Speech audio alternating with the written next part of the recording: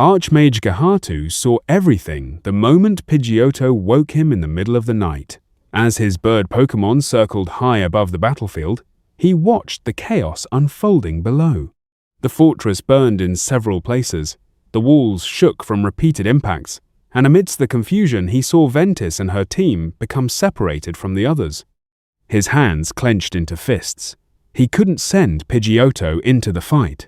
One wrong move, and both of them would die. As the Archmage of Vermont, he simply couldn't risk his own life so recklessly. An Archmage was worth an army. "There!" he shouted through their soul bond. "Find Kadabra! Tell him to teleport Ventis and her Braixen out!" Pidgeotto winced as Gahatu's voice rattled through his mind, but he banked sharply and dove toward the fleeing nobles. He quickly spotted Kadabra among them and landed beside him. "Kadabra," he called. "You need to teleport in and out with Lady Ventis and the Braixen." He extended a wing toward the distant corridor where the battle raged. "Fenn is in danger?" Kadabra's expression immediately hardened. He looked where Pidgeotto pointed. On it. Thankfully, he had managed to get several hours of sleep. A decent portion of his psychic power had returned, though nowhere near all of it. A flash of psychic light enveloped him. Then he vanished. Pidgeotto immediately launched himself back into the air. From above, he saw Kadabra appear beside Fenn. Then the enemy mages released their combined psychic spell. Shockingly, Kadabra intercepted it. The overwhelming psychic energy engulfed him before a brilliant flash consumed both psychic type and Braixen and disappeared. Pidgeotto waited, but there was no second flash. No returning teleport, nor sign of either of them anywhere near the retreating convoy. Damn it! Back in his tower, Gahatu slammed his fist into the stone doorframe hard enough for his joints to scream. Only Fenn had escaped. The realization filled him with a fury he hadn't felt in years. Still, saving one was better than losing both. And one more detail lingered in his thoughts. The enemy had gone to extraordinary lengths to capture them alive. Obviously, they wanted Ventis alive, which was the only comfort he allowed himself. Within moments, Gahatu threw on his war robes. For the first time in 6 years, all 6 of his crystal balls floated into position around him. He hadn't entered a battlefield carrying all 6 since the last war. Salamence landed outside the tower, and the Archmage mounted immediately. A powerful wind spell erupted beneath the dragon's wings, accelerating them toward the burning fortress. He knew the truth. Even at Salamence's speed, the enemy had hours. If they sent Ventis across the border, then I'll simply have to settle for something else. His eyes opened again, cold, burning with murderous intent. The Jaushara army will learn exactly what a furious Archmage looks like. The carriage convoy thundered down the military road as the Rapidash teams galloped at full speed, their flaming manes leaving orange trails in the darkness. Several dozen soldiers and knights rode alongside the nobles, constantly scanning the surrounding forests and hills for signs of pursuit. There was no panic among the escort. Every order was calm, practiced, and precise. Their only goal was simple: get the kingdom's future away from the battlefield. Inside one of the larger carriages, silence reigned, the kind of silence that came after people had lost much. Prince Augustin sat with his back against the wooden wall, his hands clasped tightly together as though trying to stop them from shaking. Across from him sat Olivia Haxon, carefully wrapping fresh bandages around Jolteon's bloodied back. "I know," she whispered as the electric type winced. "I'm almost done." Jolteon didn't complain. His thoughts were shrouded in helpless rage. Olivia finished tying the final knot before pulling a citrus berry from one of the medical pouches. "Here." He accepted it absent-mindedly and slowly bit into it. Normally, he would have jumped in joy at the sight of free food. Now, he barely tasted it. Primarina sat with her head lowered, her tears all dried up, and her mental state mirrored that of Jolteon. Ventis was the first human who cared for her, who pampered her. She would grab the first chance to run and save her. Noctowl remained perfectly still. He stared through the carriage window into the passing darkness without blinking. His feathers were still frazzled, while his mind replayed the same image over and over. Ventis, smiling, then ordering them to leave. It was a sad smile, a heartbroken one. Fully knowing this was the only, was to save them. Marianne Tidewell couldn't hold herself together any longer. She covered her face with both hands as quiet sobs escaped between her fingers. She struggled to breathe. Left her. No one answered. What answer could anyone possibly give? She had watched Ventis disappear behind a wall of enemy mages, and she had done nothing, because there had been nothing she could do. Across from her, Swanna gently rested a wing around her shoulders. Prince Augustine stayed silent. In his mind, there was already 16 different plans and scenarios that could work in one way or another to save Ventis from Jaushara. He fused all his anger into useful planning. He wanted to sigh as his current mindset mimicked his father. Hours passed. The convoy never stopped. Only the rhythmic pounding of hooves and the rattling of wheels filled the night. Outside, relay riders constantly moved between the front and rear of the column while scouts disappeared into the darkness before returning with reassuring reports. Gradually, the black sky gave way to deep blue.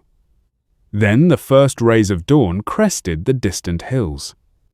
As the sun finally rose, the towering walls of the third defensive line appeared ahead. Fresh soldiers hurried to open the gates as the battered convoy entered the fortress. Only after the last carriage had crossed inside did the escort finally slow their pace. With no enemy banners appeared on the horizon, nor pursuing cavalry did the knights allow their shoulders to drop. Since fleeing the second defensive line, the nobles were safe. The news reached both the royal capital and Count Evelna's estate almost simultaneously. Pelion excused herself from the meeting the moment she heard it. No one stopped her. No one even tried. Meanwhile, in House Balatoa's training yard, crack! Robert's wooden practice sword snapped cleanly across his knee before the two halves clattered onto the stone. Without another word, he turned and walked toward his room. Robert? Rickard's voice stopped him halfway down the corridor. The order from His Majesty was clear. Do not act rashly. Let the king's spies work. I don't care. There was no anger in Robert's voice anymore. Only grim determination. Will you lend me your dimensional ring? Or not? Rickard stared at his younger brother for several long seconds before letting out a defeated sigh. Fine. He slowly pulled the treasured ring from his finger. But only if you take Skiddo. He's my best trained Pokémon. Hell, he might even evolve during the journey. The grass type happily trotted over to Robert's side, completely unaware of the seriousness of the conversation. Rickard placed the ring into his brother's waiting hand. Thank you. Robert slipped it onto his finger. Bishop is coming with me, of course. Also, I heard Ventis's Pokémon survived. I'll ask them if they want to come along. I'd be surprised if they refused, Rickard replied quietly. 2 days later, a carriage rolled into the Balatoa estate. It wasn't military. As soon as the door opened, Robert recognized the woman immediately. Master Pellieni. She stepped down calmly, followed by Jolteon, Primarina, and Noctowl. Moments later, her own partners, a Swellow and a Ninetails, jumped gracefully from the carriage. Pelion studied Robert for a long moment. I know that look. I'm coming with you. You'll need an experienced mage, she said, instead of a greeting. Robert simply nodded. I won't say no to reinforcements. Also, prepare cold weather clothing. We'll cross the northern pass and avoid the military border entirely. We'll slip into Jaushara through the mountain ridge. Pelion raised an eyebrow. Smart. She immediately scribbled a short note, tied it together with a heavy coin pouch onto Swellow's leg, and gently patted the bird Pokémon. Buy winter clothing, as quickly as possible. Swellow cried out before disappearing into the sky. How about rations for the journey? Pelliene asked. Robert simply tapped the ring on his finger. For a brief moment, Pelliene forgot to breathe. A storage ring! She bit her lip before shaking her head with a rueful smile. I really should have bought one years ago. The following 6 hours passed in a blur of preparation. Maps were spread across tables, routes discussed, winter gear gathered, weapons sharpened, medicine packed, and enough food loaded into Robert's dimensional ring to last weeks if necessary. Nobody wasted time on unnecessary words. The decision had already been made. They would leave quietly, in the middle of the night, as Robert, Pelliene, and their Pokémon emerged from the underground tunnel leading beyond the capital walls. They all came to an abrupt stop. Someone was waiting. King Callister Vermont sat calmly upon an ornate wooden chair that looked entirely out of place in the damp, dirt-covered tunnel. Even here, dressed in a simple cloak instead of royal attire, there was no mistaking him. He regarded the small group with a serious expression. "Going somewhere?" Silence answered him. Robert instinctively straightened, while Pelliene bowed deeply. The king merely sighed. "I thought so." He reached into his dimensional ring and withdrew a small silk satchel before casually tossing it toward Pelliene. She caught it on instinct. "I expect all of you." His gaze rested briefly on Robert. "To come back with Ventis." Without another word, the king tapped another ring on his finger.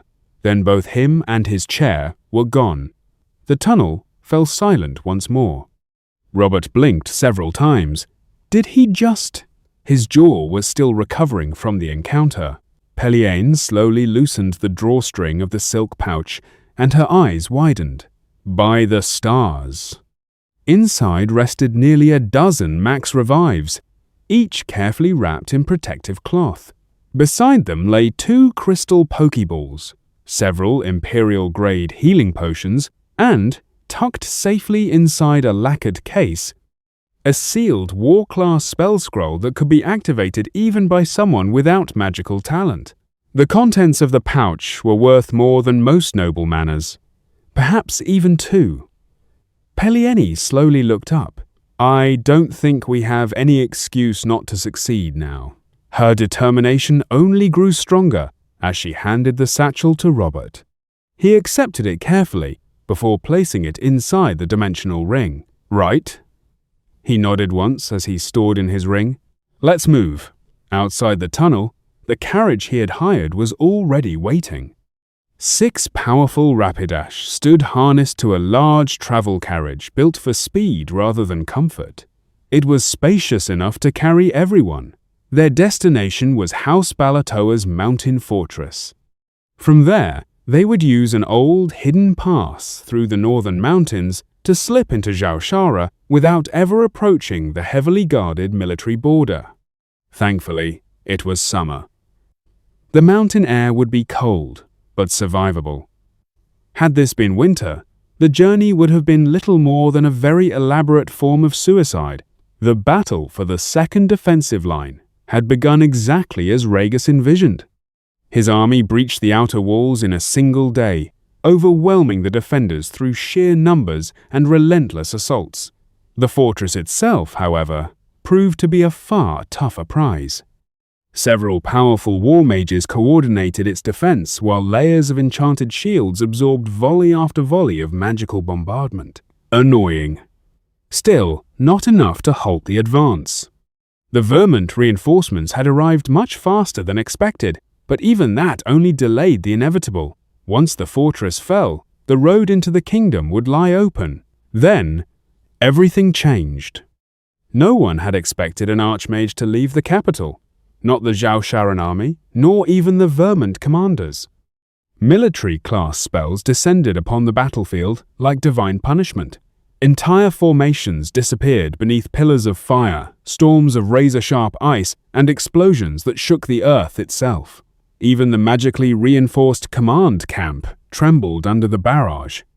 Barrier. One of Rhaegus's court mages roared. Half a dozen elite mages poured mana into overlapping shields as another spell slammed into them. The impact forced several to their knees, blood dripping from their noses as cracks spread across the glowing barriers. Rhaegus clicked his tongue. This makes no sense. Archmages never abandoned the safety of their capitals. Doing so exposed an entire kingdom to assassination. Unless something had gone terribly wrong.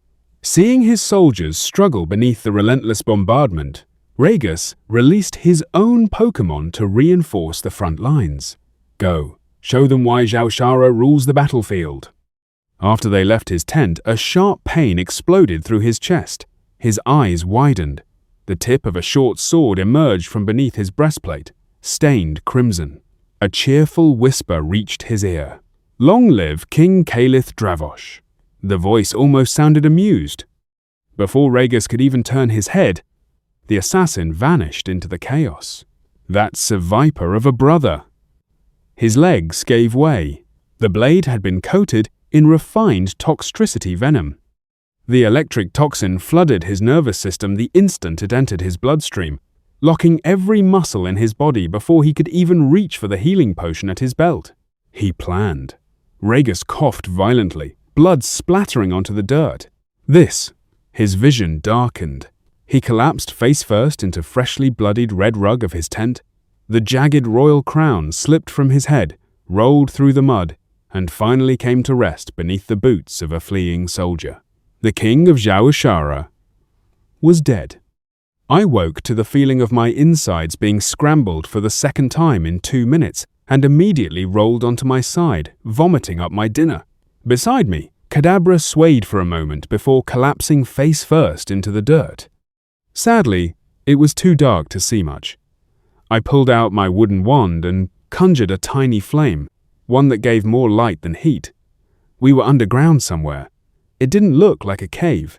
The walls were far too straight, as though someone had carved them long ago. I knelt beside Kadabra and checked his pulse before letting out a relieved sigh. Still alive. Just unconscious.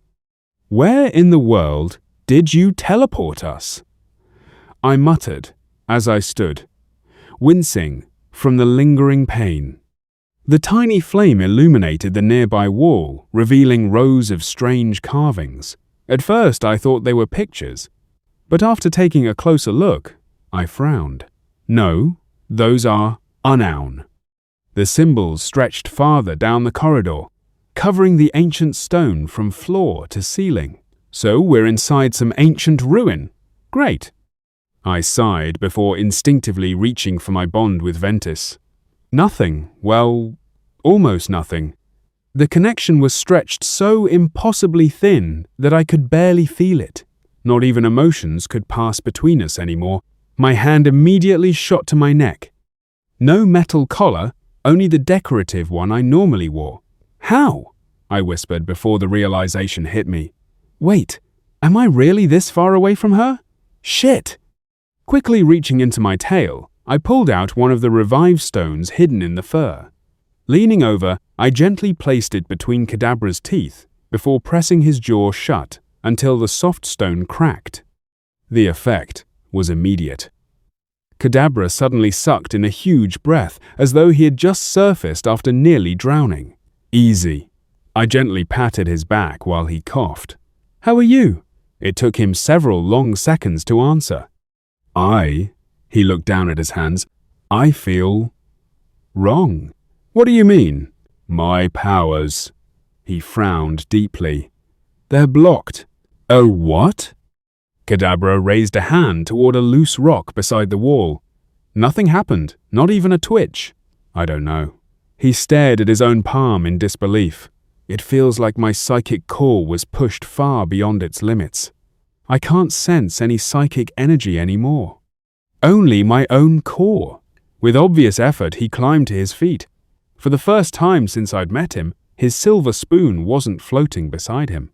He had to hold it in his hand. Well, great, I scratched behind one ear.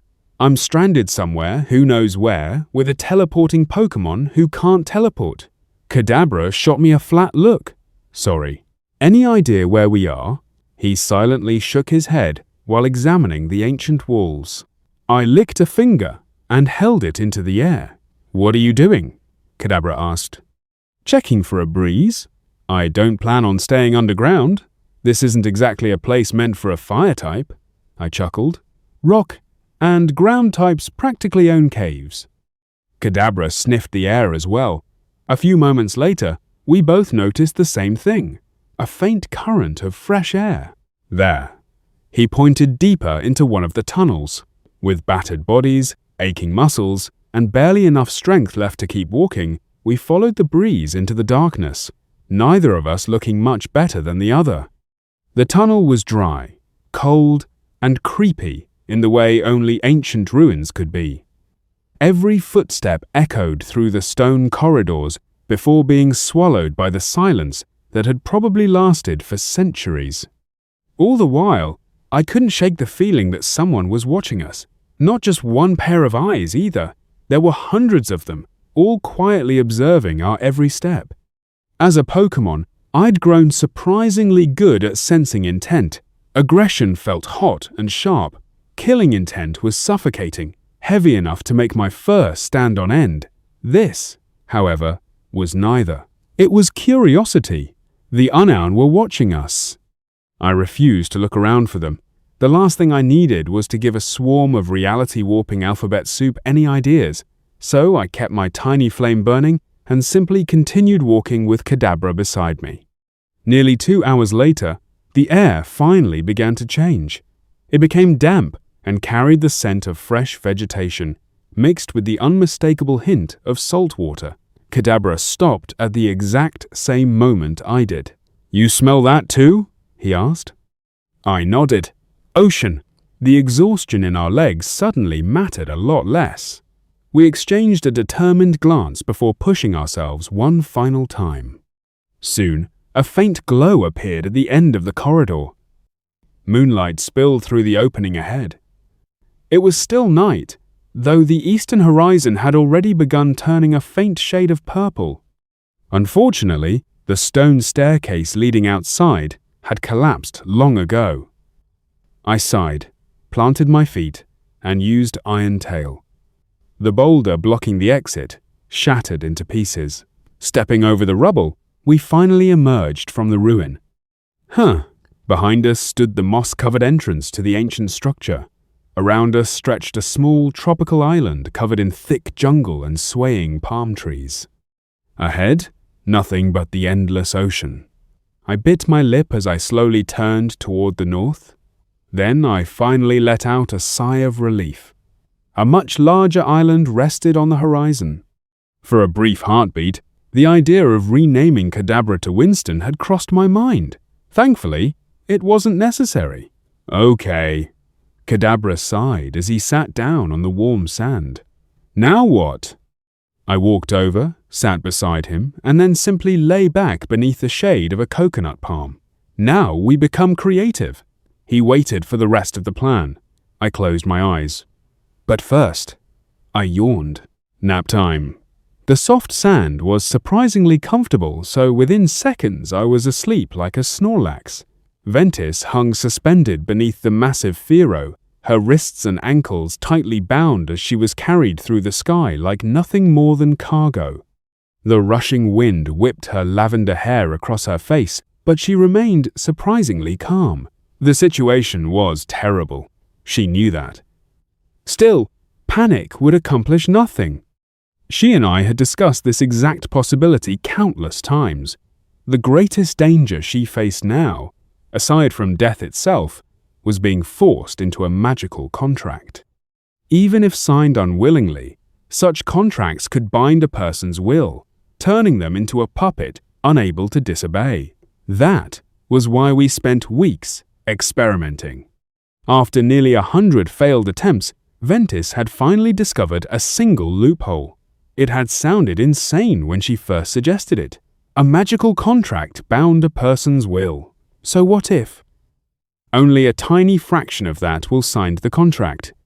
After countless trials, she had learned to separate the smallest sliver of her willpower from the rest of her consciousness. The process was exhausting and required incredible concentration, but it worked. The contract attached itself only to that isolated fragment, leaving the rest of her mind technically free. Acting against the contract still caused immense mental strain, yet it remained possible. It wasn't perfect, but it was infinitely better than becoming the obedient puppet of an enemy or an ambitious noble. Throughout the long flight, Ventis closed her eyes and practiced the technique over and over. Every time she managed to split away that tiny fragment, she held it for as long as she could before letting it dissolve into the whole and beginning again. By dawn, she had repeated the exercise dozens of times, resting only enough to recover her focus before starting anew. Nearly a full day later, the Pharaoh finally began its descent. The great bird released her without ceremony. She hit the grass hard, rolling once before the rope stopped her. Slowly lifting her head, she found herself staring at a man dressed in elegant robes of gold and crimson. He smiled warmly, almost kindly. "Ah," he said pleasantly, "I've been waiting for you." He clasped his hands behind his back and leisurely approached. "It's unfortunate your little fox disappeared." His smile widened ever so slightly, "but I'm sure she'll come running to save you eventually." Anyone else might have mistaken that smile for genuine kindness, but the warmth never reached his eyes. A chill crept down her spine despite the summer air. The assassin who had once tried to kill her had been frightening. This man was far worse. He wasn't a killer pretending to be civilized. He was a monster, wearing the smile of a gentleman. Dawn arrived with what could only be described as the world's worst hangover. My stomach hurt, my mouth tasted like bile, and I was thirsty beyond reason. "This is probably what death feels like," I groaned. "My thoughts exactly." Kadabra slowly sat up beside me, his eyes bloodshot and his ears drooping. He looked almost as miserable as I felt. I helped him to his feet before walking over to the nearest coconut palm. One punch, empowered by Iron Tail, sent 3 large, slightly yellow coconuts crashing to the ground. "Breakfast?" Using fury swipes, I peeled away the thick husks before smashing the shells open against a nearby rock. I handed the first one to Kadabra, who greedily drank every last drop before letting out a relieved sigh.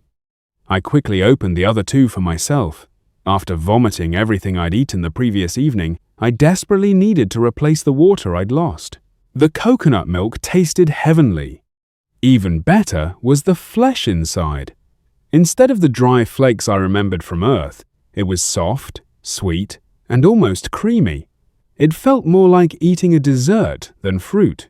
Only after finishing all 3 coconuts did we finally feel alive again.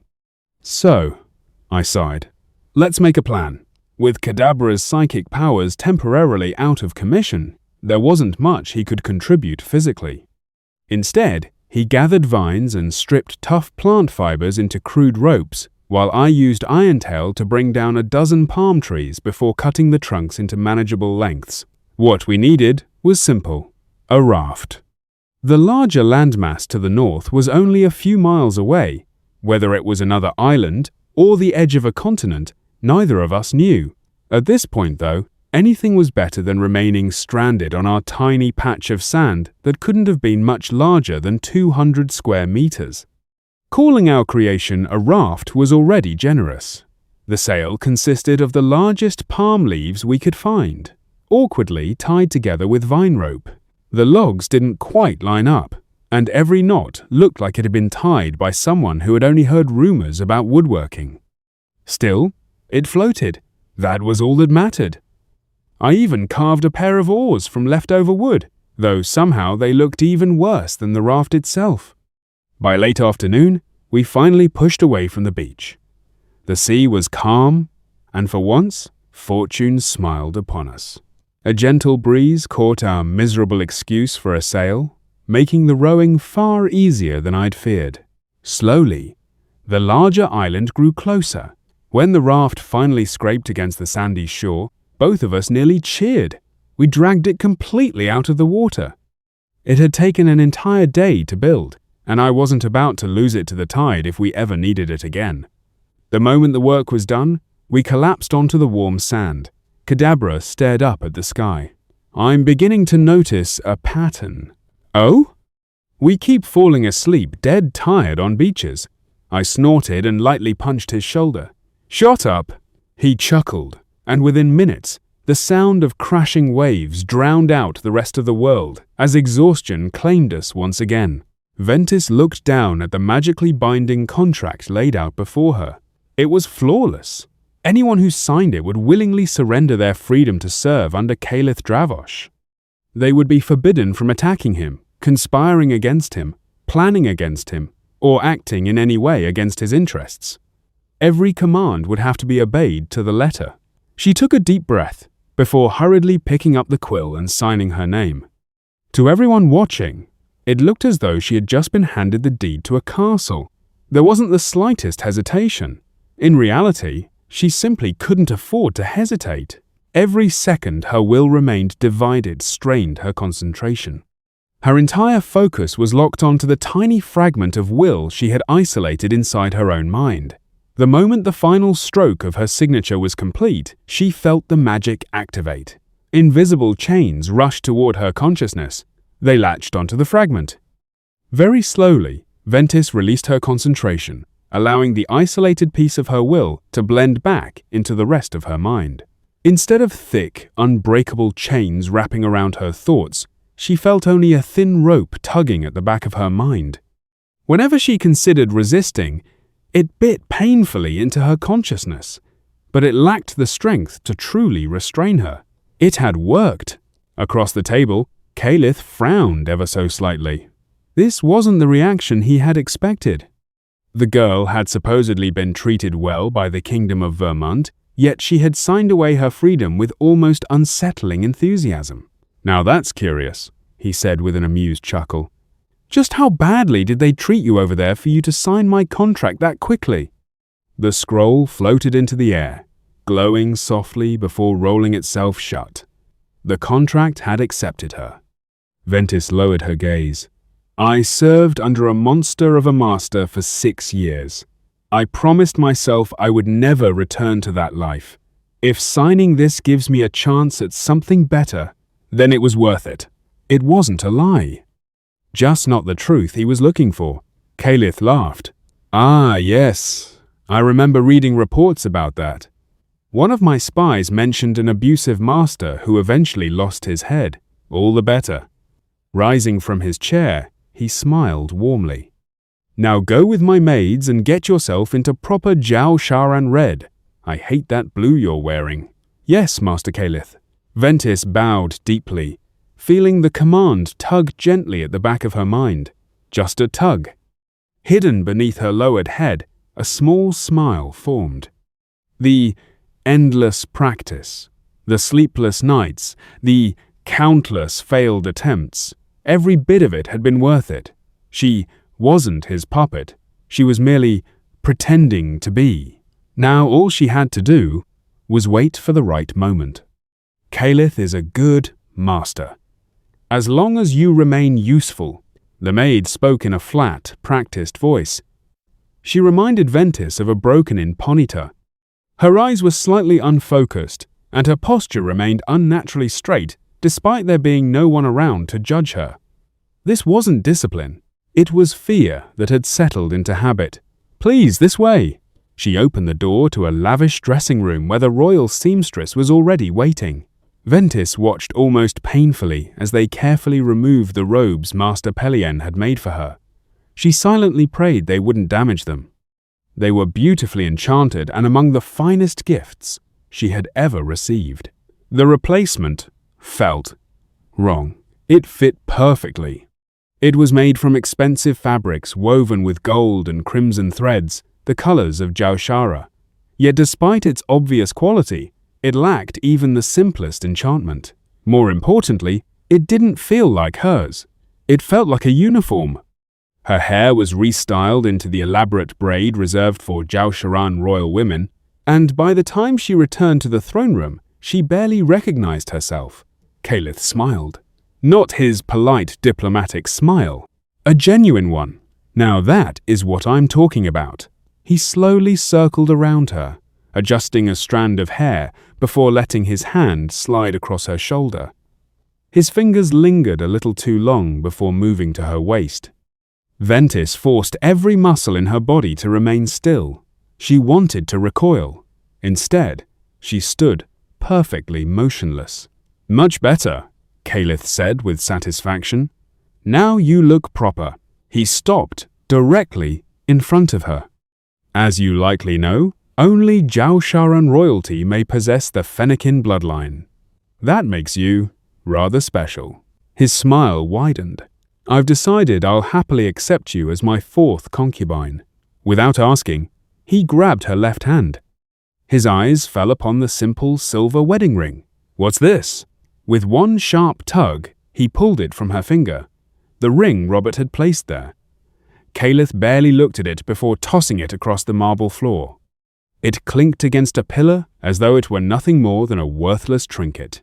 Ventis's heart clenched, but her face remained emotionless. "For now," Calith continued, already bored with the ring, "we'll wait." He sat back upon his throne. "I want to see your little Breakson come charging in to rescue you." A quiet chuckle escaped him. "Oh, I almost forgot." He leaned forward. "Since you're soul-bound to her, your first task is wonderfully simple."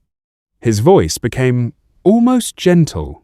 "Order your soul bond to serve me." He leaned in until only inches separated them. "Otherwise, both of you are useless." He suddenly shoved Ventis backward. She stumbled onto the balcony, stopping only inches from the edge. Far below, hundreds of feet beneath the palace, jagged rocks waited at the base of the cliff.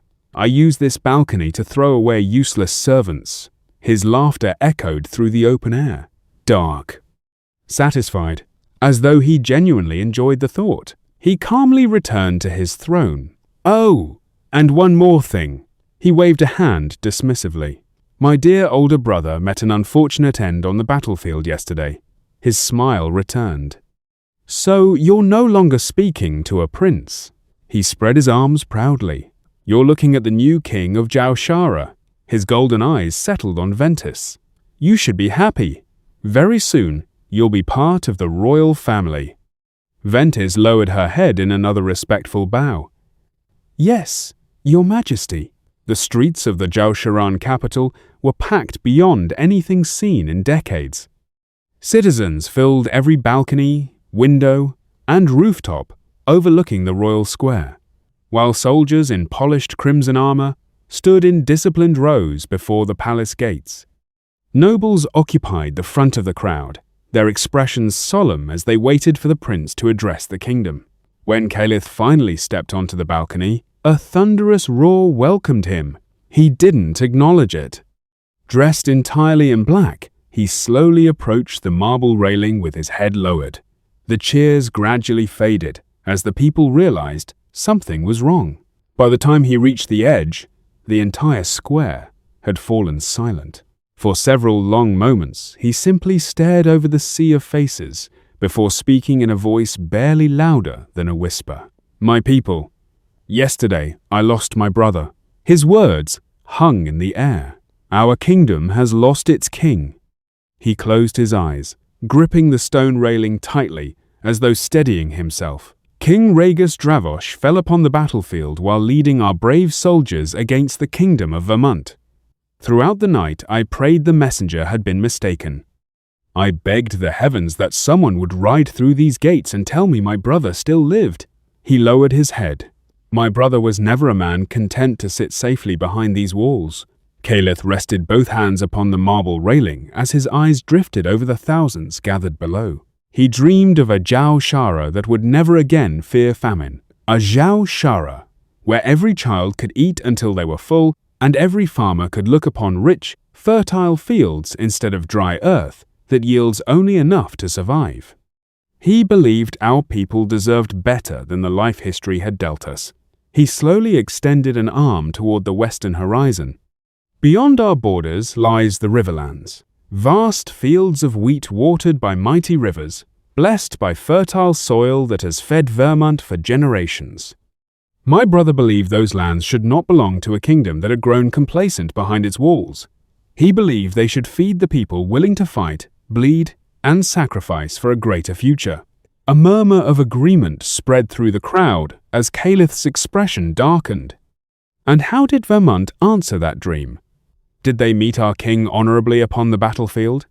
Did they prove themselves the stronger nation through courage and steel? No, he allowed the single word to linger before continuing. They sent an assassin. Unable to defeat King Rhaegus in open battle, they hid behind shadows and poison. They robbed Jaushara of its king not through strength, but through cowardice. They believed that by murdering one man they could halt the march of an entire nation. His voice rose just enough to carry across the square. They have gravely misjudged us. A wave of applause rolled through the crowd before quieting once more. My brother's dream did not die with him. His blood has watered the very future he sought to build, and I swear before every citizen gathered here that I shall see that dream fulfilled. The Vermont army will be driven from those fertile plains. Their banners will fall, ours will rise, and one day every loaf of bread upon a Jaushara table will be baked from Riverland wheat. Our children will remember these days not as the years we mourned a king, but as the years we secured a future worthy of his sacrifice. He paused, lowering his gaze toward the royal crown resting upon its crimson cushion. I never imagined I would wear this crown. I would have gladly stood at his side for the rest of my days, serving him as both prince and brother. But fate has chosen otherwise. A kingdom cannot remain leaderless while our enemies celebrate, and I will not allow Jaushara to descend into uncertainty simply because my own heart grieves. He lifted the crown with both hands, studying it for a long moment before placing it upon his head. So I accept this burden not because I sought it, and not because I desired greater power, but because our people deserve a king who will finish what Rhaegus began. Stand with me. Work with me. Fight beside me, and together we shall ensure that his sacrifice was not in vain. Together we shall build a Jaushara so prosperous that no child will know hunger, and no foreign kingdom will ever again believe it can bring our nation to its knees. The square exploded with cheers.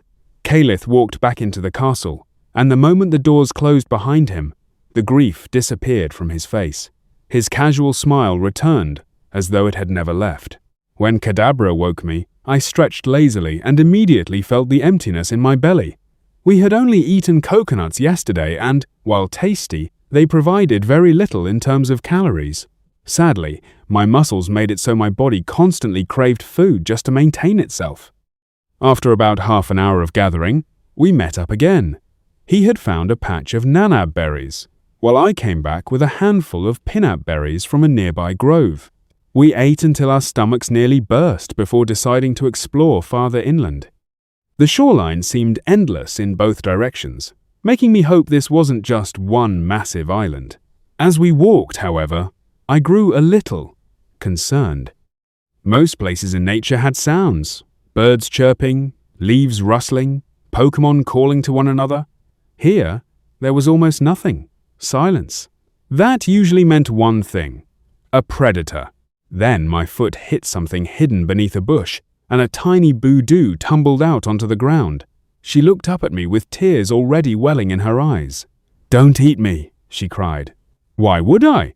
I asked, glancing at Kadabra for help. He merely shrugged. You're a fire type." Boodoo sniffled. "Fire types kill and eat us. Grass types. Well, I don't. I literally just stuffed myself silly with berries." I smiled. Bad idea. Apparently showing a mouth full of sharp fox teeth wasn't reassuring, because the little Pokémon squeaked and fainted on the spot. I blinked. "Am I really that scary?" Kadabra answered with a so-so motion of his hand. "Oh, screw you." I lightly punched his shoulder as he laughed before looking around the jungle and raising my voice. "Is everyone pissing themselves because of me?" I shouted. "Honestly, that sounds pathetic." "How dare." An indignant voice came from a nearby bush before being abruptly muffled by someone else. I grinned. "All right, let's clear something up. "I'm not here to hurt anyone," I called out. "I swear on Arceus." For several seconds, nothing happened. Then a few nervous heads slowly peeked out from the foliage. Two Bellossom clung tightly to each other. A Chikorita with an embarrassed blush across his cheeks, probably the one who had tried shouting at me earlier, peeked out from behind a tree. A small group of Turtwig cautiously inched closer, while a Grookey slowly lowered himself from a branch overhead. Every pair of eyes eventually settled on the unconscious Voodoo lying at my feet. "I didn't hurt her," I said, raising both paws defensively. "She passed out all on her own." The silence grew a little uncomfortable, but I simply waited with my paws resting on my hips. "I don't know what you're expecting. Honestly, I don't even want to stay here. I only have two questions. Is this a massive island or part of the continent? And is there a human settlement nearby?" At the mention of humans, several Pokémon shivered and ducked back behind cover. "This is an island called Fogborn Island," the brave Chikorita answered. "Also, if you're looking for humans, just head northwest. Those people use our kind in their food too, so we avoid them as much as possible." I mentally groaned at the mention of it being an island, but a flicker of hope returned when he mentioned humans. "Well, thanks, I guess." I nodded.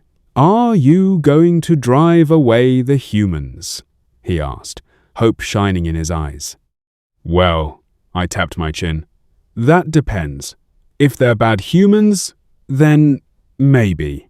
Then I'll come with you," he blurted out, rushing forward before anyone could stop him. Several of the other grass types flinched as he came to a stop beside me. "They took my sister. I don't know if she's still alive, but I'll gladly guide you." While I knew this could either be a blessing or a massive pain, I decided to let him come. I knelt down before him. "Hop onto my shoulder.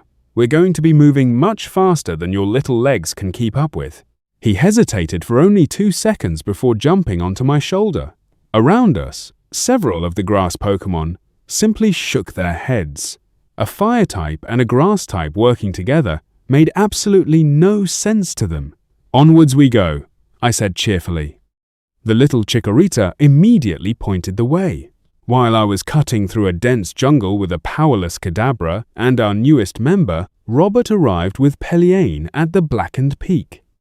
After gathering a few more supplies and several servants who knew the hidden route, they entered the belly of the mountain. The old labyrinthine mining shafts were the perfect place to get lost for days, but their guides knew every twist and turn. In barely 6 hours, they emerged on the other side. The weather was at least 20 degrees colder than on the southern side of the range, and the relentless wind made it feel even worse. Every Pokémon except Skiddo shuddered. The curious goat Pokémon instead threw himself into the snow, happily rolling around as though he had found paradise. As one of Rickhart Balatoa's Pokémon, he had grown up in the mountains, and despite being a grass type, he was remarkably resistant to the cold. Primarina, Noctowl, and Jolteon all wore enchanted heat scarves that kept the chill at bay. Swellow soon joined the Scarf Club, while Bisharp seemed completely unbothered by the freezing temperatures. Ninetales simply walked through the icy wind as though it didn't exist. Peliane and Robert, on the other hand, were bundled up in thick winter clothing. "Now what?" Peliane asked, looking around. "There isn't even a path." "Of course there is." Robert pointed toward a series of jagged rocks clinging to the mountainside. "You must be joking." Yet, as she watched Robert casually step onto the narrow ledge overlooking a drop of more than 500 feet, she merely sighed before pulling a magically reinforced rope from her backpack. "Tie this around yourself," she instructed, fastening the other end around her own waist. "Swellow, Noctowl. If anyone slips, you're our guard rails." Both Pokémon nodded without hesitation. The climb itself wasn't especially difficult, but it was mentally exhausting. For hours, they carefully edged their way across narrow ledges and uneven rocks, never allowing themselves a moment of carelessness. Skiddo, meanwhile, happily ran back and forth across the nearly 80-degree slope as though he were frolicking through a meadow. "Show off," Jolteon grumbled. Skiddo tilted his head. "I don't know what you mean." "Also, Why are your legs shaking? Just lead the way. Okie dokie, Skiddo bleated happily before bounding to the front of the group. You okay? Primarina asked. She wasn't faring much better herself. Her body wasn't built for climbing, forcing her to use Ice Beam to create smooth patches beneath her so she could carefully slide after the others instead of trying to climb with flippers. I could ask you the same thing, Jolteon chuckled without looking back. By late afternoon, they reached the first resting spot. It was a small cave that bore clear signs of previous travelers. Robert pulled dry firewood, tinder, and high-calorie travel rations from his storage ring. The food tasted bland, but it filled empty stomachs quickly. Pelliene erected a magical barrier across the cave entrance to keep out the freezing wind and bitter night air while everyone pitched their tents. Before long, the camp had fallen silent. One Pokémon remained awake at all times, taking turns guarding both the group and the steadily crackling fire. The next day, they finally caught sight of the mountain pass they needed to cross. Before they could take another step, a tremendous clash echoed through the mountains. Far above, a massive Steelix was locked in battle with something flying through the blizzard. The falling snow made it impossible to make out its opponent, but the sheer force of their attacks shook the mountainside. Then came the sound everyone feared. A deep rumble. The avalanche raced toward them. Primarina! Pelliene shouted. Primarina reacted instantly, firing an ice beam above the group. A thick overhang of smooth ice formed overhead, creating a slanted shelter that allowed the rushing snow to slide harmlessly over them instead of burying them alive. For nearly 5 minutes, the mountain roared. Then, silence. The path had vanished beneath several meters of packed snow. Ninetales. Without needing another word, the elegant fox stepped forward and melted a tunnel through the snow with a continuous flamethrower, while Pelliene reinforced the walls with magic, freezing them solid to prevent the passage from collapsing. They were only halfway through when another deafening impact echoed ahead. Bam! A huge Steelix slammed a Dragonite against the mountainside with enough force to crack the rock itself. Ninetales! Flamethrower! A torrent of fire engulfed the steel Pokémon, making it roar in pain. The distraction gave Dragonite just enough time to recover and drive a powerful uppercut into Steelix's jaw. Before the giant serpent could regain its balance, Skiddo casually trotted forward and rammed the rocky ledge anchoring Steelix to the cliff.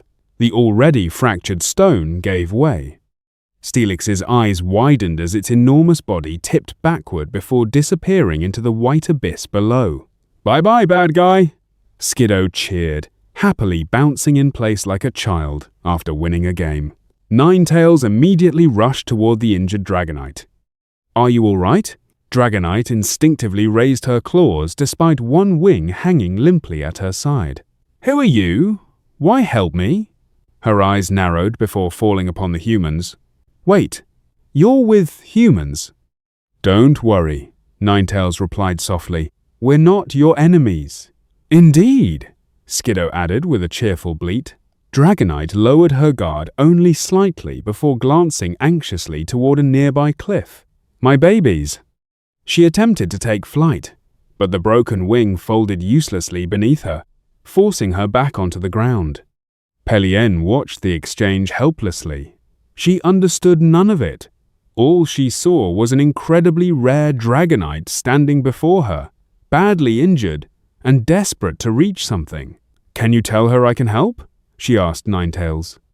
Ever since forming their bond, Pelliene had become more grateful than ever that her partner could communicate with other Pokémon. After several calming words from Ninetales, Dragonite reluctantly allowed Pelliene to approach.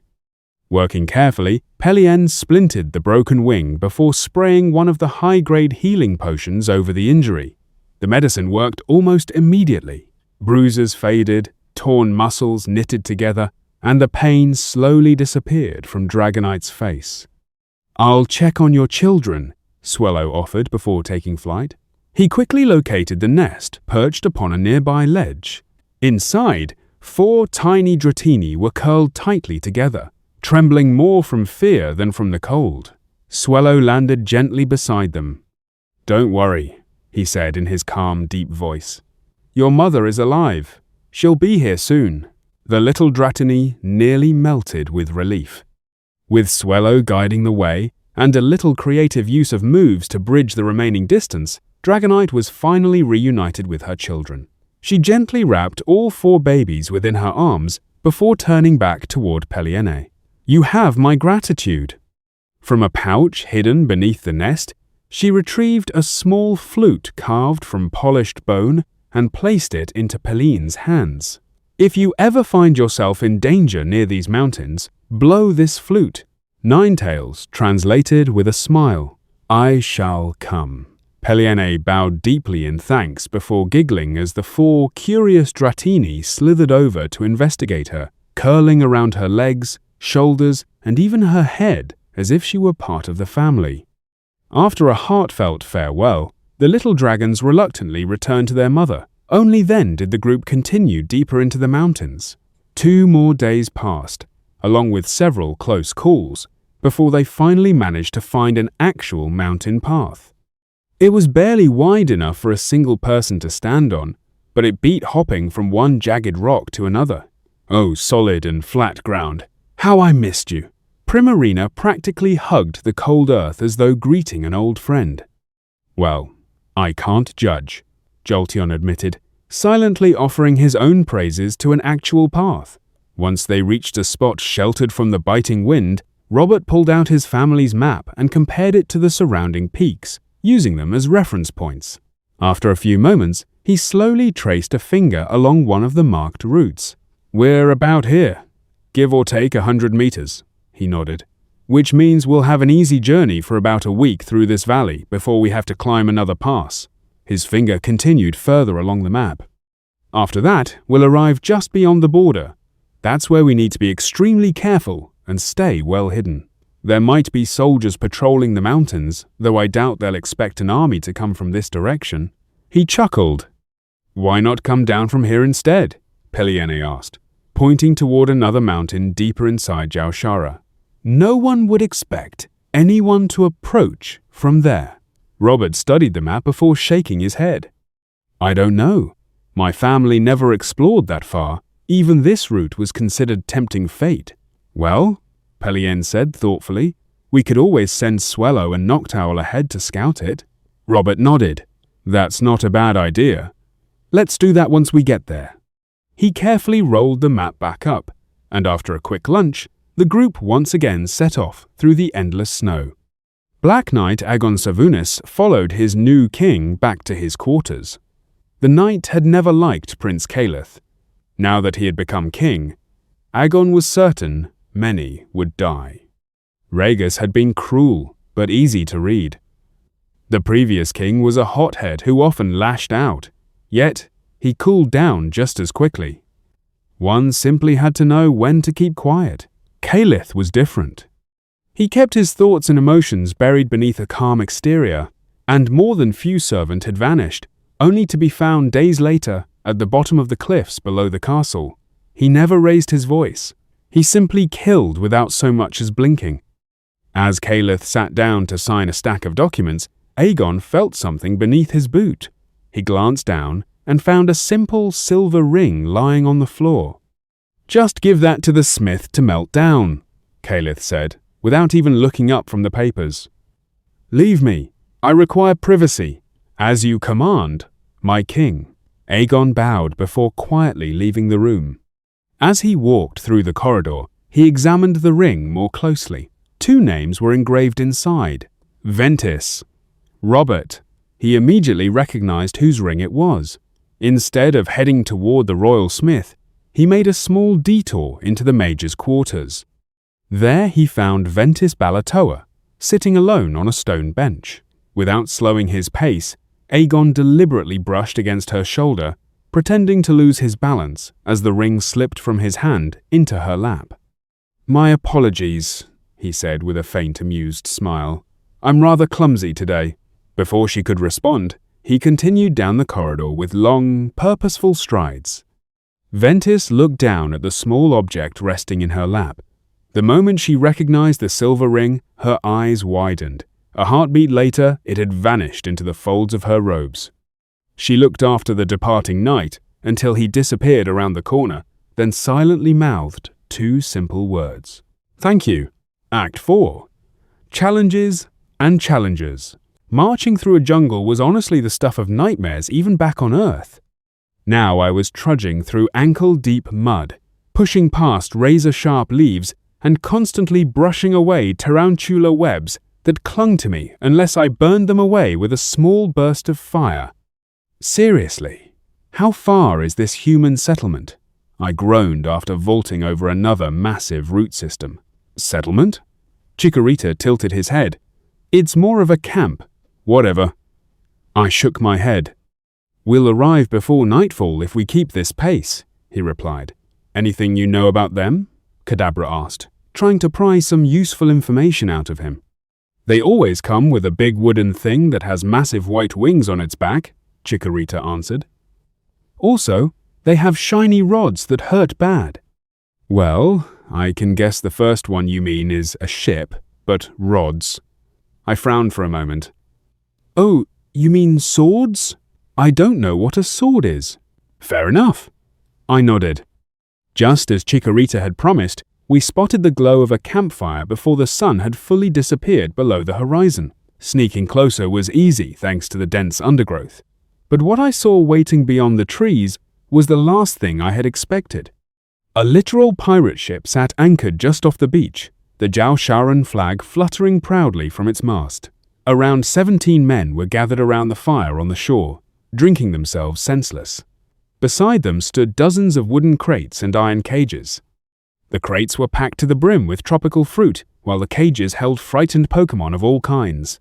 The pirates weren't making the slightest effort to keep their voices down. Once there's enough food for the return trip, we can raid a few island villages on the way back too. Maybe we'll even find a nice young girl for entertainment. A broad-shouldered pirate laughed, clearly drunk off his arse. The others erupted into cheers, raising their mugs before taking another long drink. My sister! Chikorita lunged forward. I caught him before he had taken more than a step. Are you nuts? Kadabra hissed. We need a plan, not to rush in like idiots. Yeah, what he said. I nodded quickly. For the next 5 minutes, we observed the camp in silence, putting together a plan while assuming there were even more pirates aboard the ship than the ones gathered around the fire. The plan ended up being surprisingly simple. We would wait until most of the pirates passed out from all the booze. Chikorita and Kadabra would quietly knock out the remaining guards while I slipped over to the cages and freed the captured Pokémon. With them on our side, I'd rush in and beat the stuffing out of the pirates, trying to keep the noise to a minimum. If everything went well, we'd row out to the ship in the small boat they had pulled onto the beach, check for any remaining pirates, and tie them up as well. It was a good plan. The 2 pirates who stayed awake were already swaying from all the alcohol, making them easy targets. Chikorita's vine whip wrapped around one man's neck, while Kadabra cracked the other across the temple with a sturdy branch. Both collapsed without so much as a grunt. Melting the cage locks with fire, however, proved far more difficult than I had expected. I had to keep the flames controlled so I wouldn't burn the prisoners inside, and the metal took its sweet time heating up. It also didn't help that the grass-type Pokémon completely misunderstood what I was doing. The moment they saw me kneel down and breathe fire at the lock, several began crying out in panic, convinced I was about to roast them alive. I am trying to help, I muttered under my breath.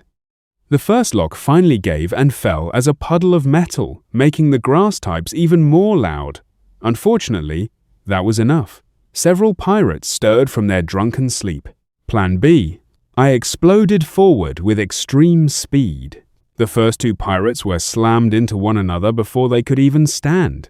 A third received an uppercut so hard several teeth spun through the air before he collapsed in a heap.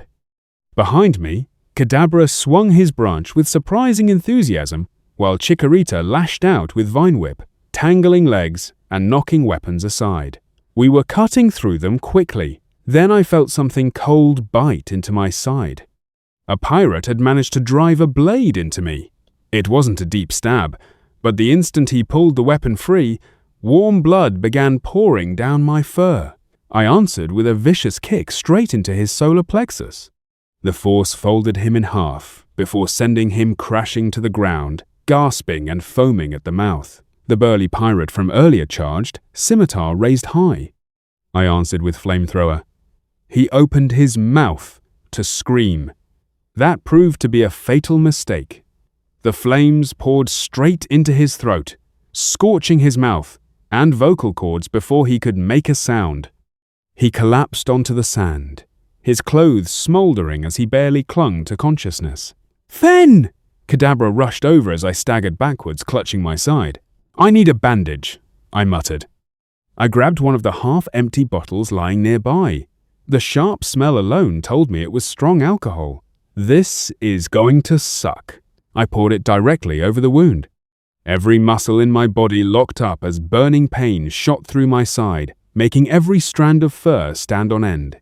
Arg! A moment later, Kadabra and Chikorita wrapped a bandage tightly around my waist before helping me sit down to keep from reopening the wound. Thankfully, if there were any pirates aboard the ship, the commotion hadn't been enough to wake them.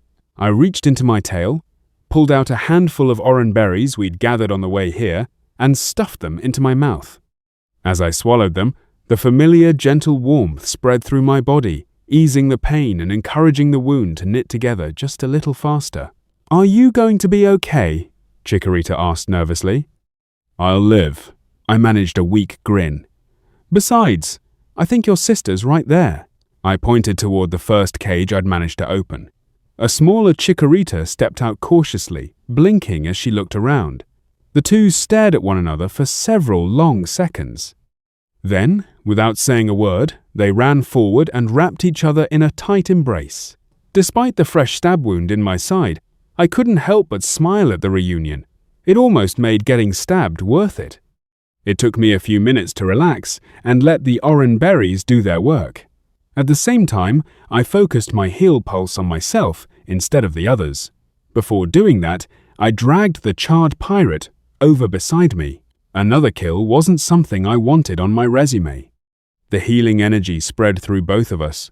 My side stopped throbbing quite so much, while the pirate's burnt skin slowly peeled away, revealing fresh pink skin beneath. He was still unconscious, but at least he would live. Once I felt the wound had closed enough that it wouldn't split open from walking, I headed over to the remaining cages. Now that the Pokémon had seen me free the first prisoners instead of roasting them alive, their reaction had changed completely. Fear had turned into eager cheering. One by one, 5 heavy locks melted into glowing slag before splashing onto the sand.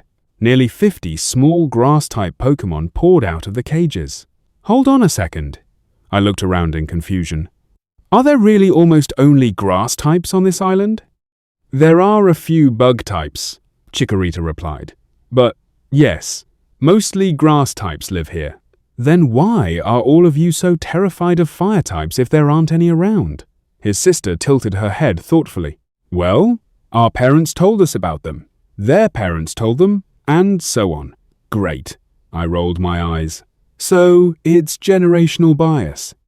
Most of the rescued Pokémon thanked us before disappearing back into the jungle.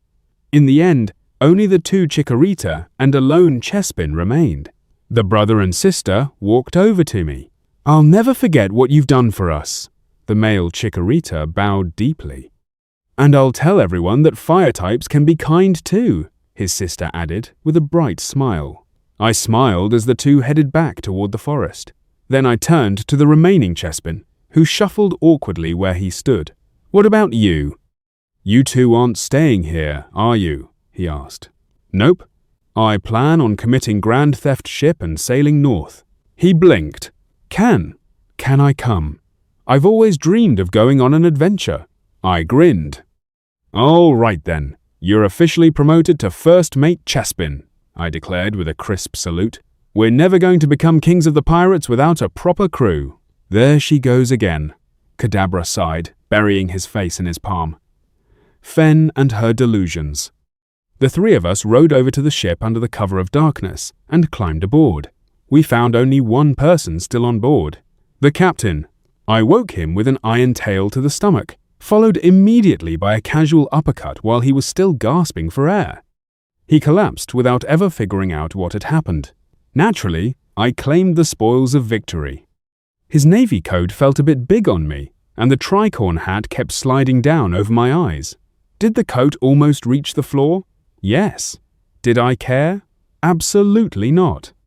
I threw my arms wide, his gilded saber stabbed into the deck in front of me and held by both paws. From this moment onward, I am Captain Fenn, I announced proudly. Understood? Yes, Captain, Chespin shouted enthusiastically.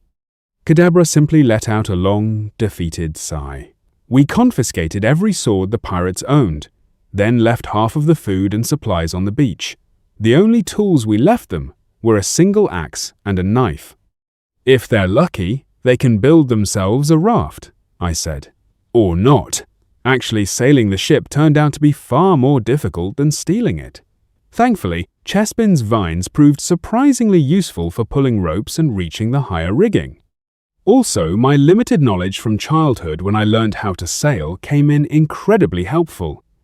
Did we almost forget about the anchor? Well, let's not speak about accidental drifting with a ship. The vessel itself wasn't particularly large, more of a bigger ketch than anything resembling a brigantine, but after a lot of trial and error, we somehow managed to get it moving. As the shoreline slowly disappeared behind us, Kadabra tied down the last barrel and looked up at the darkening sky. Let's just hope we don't sail into a storm, he said with a worried look. I slowly turned toward him with the flattest expression I could manage. Did you seriously just jinx us? Well, it turned out Kadabra really had jinxed us. By the following morning, there was no sign of the rising sun. Instead, an enormous wall of black clouds stretched across the horizon, swallowing the sky. Kadabra, trim the sails! Chespin, help him! I shouted from the wheel. Once the compass was locked, pointing north, I tied the wheel down for a moment and hurried to help wherever I could. It wasn't enough. We caught the edge of the storm, and even that was more than enough to turn our ship into a child's toy. Towering waves hurled us from side to side as if we weighed nothing. Water crashed over the rails, soaking everything on deck. We quickly furled the mainsail and relied only on the smaller storm sail. It slowed us considerably, but losing speed was far preferable to losing the mast. Kadabra tied himself securely to the main mast with a rope, while Chespin wrapped his vines around it several times to anchor himself. I remained at the wheel. My claws dug deep into the wooden deck beneath my feet, while both hands gripped the wheel with every ounce of strength I had. At one point, I noticed the rain was falling almost sideways. Honestly, by then, it barely surprised me anymore. The storm battered us for hours. Finally, sometime around midday, the clouds began to thin. A few rays of sunlight broke through before the sky suddenly opened into clear blue once more. We had made it through. All three of us collapsed onto the deck, breathing heavily. Still enjoying the adventure? Kadabra joked between exhausted breaths. Are you kidding? Chespin gasped, his face lighting up despite his exhaustion. That was absolutely awesome! I hate both of you. Kadabra rolled his eyes. Don't be such a killjoy, I laughed. I hung the drenched captain's coat over the railing to dry before helping Kadabra to his feet. A few small bursts of ember warmed the air around him, quickly drying his soaked fur. Thanks, he muttered. I smirked. Even I, who's weak to water, kind of enjoyed that. Chespin needed far less help. Most of the water had simply rolled off his spiky body. Could you climb up to the Murkrow's nest and have a look around? I asked, pointing toward the lookout platform at the top of the main mast. The what? The lookout. Oh, sure, Captain. Grinning from ear to ear, Chespin fired his vines upward and quickly climbed to the top. See anything? I called. He slowly turned in a full circle. Just water, he shouted back. I sighed. Come back down for now. With nothing but open ocean surrounding us, there wasn't much else to do. I checked our heading one more time. Still north, The rest of the day passed quietly. We sailed beneath clear skies, living on berries and tropical fruit, while taking turns standing watch through the night, each of us sleeping in shifts as our stolen ship carried us steadily toward home. After 3 days of seeing nothing but open ocean, I was beginning to get restless. "Land!" Chespin suddenly shouted from the lookout. "Where?" I yelled back. "A little to the right." "You mean starboard?" I called up with a cheeky grin. "Sorry, Captain," he laughed. "Land slightly to starboard. Now that's what I'm talking about." I turned the wheel a few degrees until Chespin gave me a thumbs up. The wind, unfortunately, wasn't cooperating. It caught our sails from the side and was far too weak to move us at any respectable speed. "Well, this is going to take a while," Kadabra sighed before wandering below deck in search of a snack. A moment later he returned with a coconut, split it cleanly in half with one of the captured sabers, and greedily drank the juice before scooping out the flesh as he strolled around the deck. Thankfully, his core had begun to recover. I could sense the faintest trace of psychic energy gathering within him once again. It wasn't much, barely enough to notice, but it was there. I tried using Heal Pulse on him a few more times. Nothing. Only time could heal his damaged core. By midday, the shoreline was finally close enough for me to make it out with my own eyes. I raised the spyglass, searching for a bay or a harbor. Nothing. The coast was rugged and lined with jagged rocks that looked more than capable of tearing the bottom out of our stolen ship. "Let's head east along the shore," I said. "Keep our distance. I'd rather not discover underwater rocks the hard way." The afternoon crawled by. Then, just as the sun began dipping lower, I finally spotted it, a small fishing village. It was tucked neatly into a sheltered cove, almost invisible, unless the sunlight struck it at exactly the right angle. "Settlement!" I shouted, turning the wheel toward the bay. The pier was long enough to accommodate ships even larger than ours, so bringing the vessel alongside proved surprisingly easy. Then I looked through the spyglass again. People were sprinting toward their homes. Others stood at the village entrance, clutching spears with trembling hands, while several fishermen dragged their families indoors. I frowned. What in the... Then it hit me. I'd become so attached to being Captain Fenn that I'd completely forgotten one tiny detail. The black Jolly Roger was still flying proudly from the mast, right next to the Jowsharan flag. Oops. "Chespin!" I shouted toward the mast. "Take down the black flag." "Aye, Captain." Unfortunately, I had a feeling we were already a little too late. The ship glided alongside the dock as Kadabra dropped the anchor overboard. I leapt onto the pier with both mooring ropes in hand and quickly secured the ship to the posts. Ha! I laughed proudly as I tightened the final knot. Who says raw physical strength isn't useful? I gave the thick rope one last firm tug before grinning. Arceus bless gravity training. Lethabozelka dreamed of leaving his tiny fishing village and exploring the great world beyond the horizon. Unfortunately, as the son of a poor fisherman, dreams were free, while ships were not. Most vessels that visited their home only stopped to restock supplies. Their island was one of the last inhabited islands in the Duan Marsh archipelago before the endless ocean stretched southward. Life was peaceful. The sea provided fresh fish every morning, the jungle offered fruit all year round, and everyone knew everyone else. It was also unbearably boring. At 20 years old, Lethabo had yet to see anything beyond the neighboring islands. Unlike his father, whose weathered hands were covered in rope burns and old scars, his own deep brown skin was almost spotless. Today had begun like every other day. Pull in the fishing nets, clean the remoraid, prepare them for trade, repeat. Then something appeared on the horizon. A ship. Not a large one, but certainly no fishing boat either. Judging by its size, it probably carried a crew of around a dozen and flew 3 sails. Curious, Lethabo reached for his old cracked spyglass. His smile vanished. One flag bore the crest of Jowshara, the other, a black flag with a skull. "Pirates!" he shouted at the top of his lungs. Panic swept through the village. This was bad, really bad. Pirates only came once or twice a year, But whenever they did, they demanded free food and drink, beat anyone who resisted, and if they spotted a pretty young woman, they took her. Kea, the tavern keeper's daughter, was immediately hurried into the cellar while the adults gathered whatever weapons they owned. Most were little more than wooden spears tipped with sharpened stone. Letherbo grabbed one for himself. "No, Papa," he protested when his father tried to stop him. "I'm an adult now, I'll help." His words sounded brave. His trembling legs told a different story. The village's 2 resident Pokémon stepped forward as well. A friendly pansage carrying a sturdy wooden staff and an elderly lombre who had lived alongside the villagers for years. Neither wore a collar. Neither belonged to anyone. They simply called the village home. The 3 stood shoulder to shoulder with the villagers as the strange ship slowly approached the dock. Nobody spoke.